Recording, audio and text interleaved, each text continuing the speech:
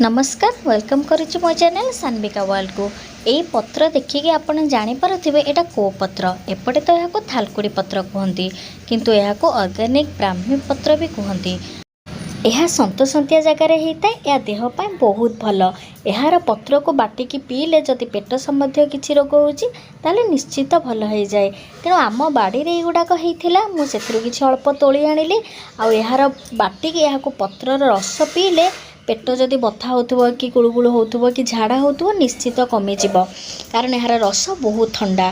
तेणु मुझे गोटे सुंदर बढ़िया आइटमटे आपन को करके देखी। ये मु पत्र को आनी धुआधुई करके भल भाव में परिष्कार कर देछि। यहाँ शिल बाटिले बहुत बढ़िया होता है किंतु जेहेतु ये शिल ना मुझे ग्राइंडर या ग्राइंडिंग करी तो से मुझे सोरिष जीरा एवं कंचा लंका नहीं। पत्रटा टिके बाटी सारा पर से जो सोरिष जीरा कंचा लंका रखी से पकईदेवा और भल भाव में ग्राइंडिंग करदे।